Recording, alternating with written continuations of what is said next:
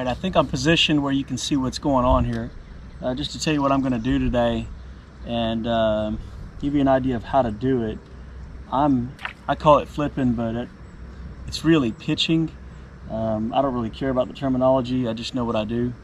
I'll have to talk about equipment in another video or something like that, but if you can see this, you can see there's a dead tree, there's debris, there's limbs hanging out over the water.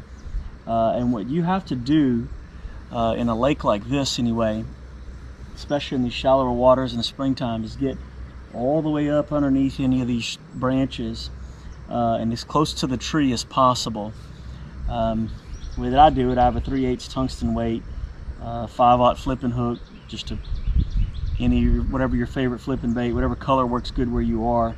I use braid, 65-pound braid, because you need to be able to throw it over that log and pull a fish out of there. And I've done it many times. If you're afraid to get hung up, you're going to miss a lot of opportunities. You need to be able to throw it in there, catch the fish, worry about it later with whatever you're going to do. So, you can see about how long I have this, and the technique's going to depend on you really. As you master it, you know what you're used to doing, what you're comfortable with, the length of rod and all that. But I use about a 7-foot rod, and I hold it about here, and I just flip it up there, up next to the tree, and you have to let it completely free spool so that it falls straight down, right? And I'll check it and then bump it a couple times, and I'll move it on to the next thing. So up underneath these trees, all the way up next to the trees, back in the back, check it. You can't, like I said, you can't be afraid to pitch it in there over the top of branches to get in there tight where the cover is. That's where those fish will hide. And a lot of times with flipping like this, I never see a fish move or anything. I just pitch it in there and never feel a fish hit or anything, because I completely free spool it, and then I'll check it. And sometimes it's just a heavy weight on there, and I have to pull on it a little bit. And if it's a big fish, he'll double down. He won't let go. He usually will hang on and run with it. Smaller fish, sometimes you'll pull it out of their mouth, but generally they won't do that. So, like I said, you have to be willing to take a risk with it when you throw it in there.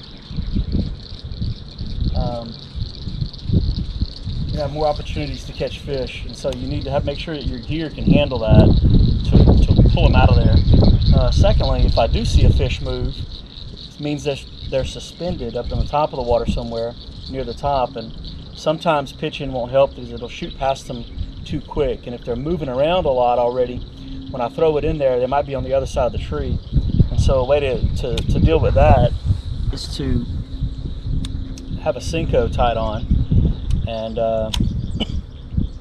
throw that Senko over there, and it'll sort of weightless, and let it just sort of float there. And so if I see something spin around a tree or move, I'll throw a Senko up there and see what happens. If it doesn't hit that, then I'll go ahead and throw this, but I'm not going to throw this first. If I saw it move, I'm going to throw the Senko over there. Because pitching is made I can cover a lot of ground quickly. It's harder to do that, in my opinion, with the Senko. Maybe some people can, but it just sort of hovers and it floats down really slowly, and so it depends on the depth of water and a lot of other things. But I hope that helps you.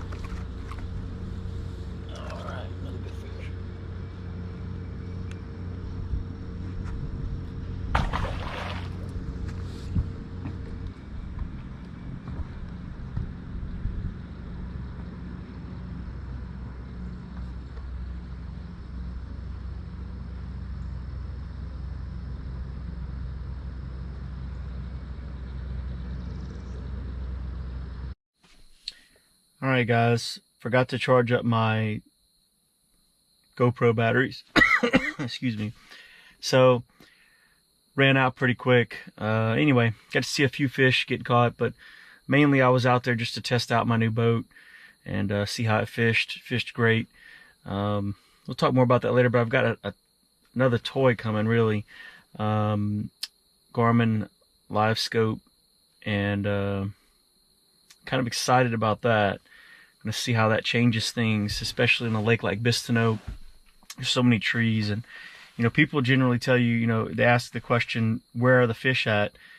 And people say they're on the trees. Well, there's thousands and thousands and thousands of trees.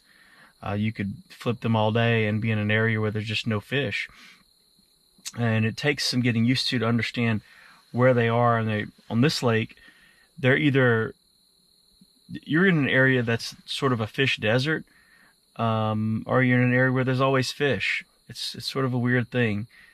But anyway, I'm thinking the Live Scope is going to open up some new opportunities for me, maybe even out in a little deeper water. I'm especially excited about the winter time too, and finding them off some deep ledges somewhere. So I'm going to try out some things using the forward, but also the perspective mode. I think the perspective mode is going to be the way to go here. And I'll do a follow-up video when I get that. I think it's 4 or 5 days out before I get it, and I'm going to get it installed. And when I do that, I think I'm kind of excited about it, ready to see what that will do for me. If I can pull up to an area and sort of scan and see what's going on, and especially in an area where there's tons of debris piled up, old trees and things that are all piled up. It's usually full of fish, but you don't know exactly where they are, and it takes a long time sort of to pick through, flipping through there, trying to find a fish that will hit, and you don't know if when you caught one where there are 3 more back there. So anyway, I think it's going to be a cool thing. Looking forward to that, and I'll try to get some of that on video too for you guys. All right, see you next time.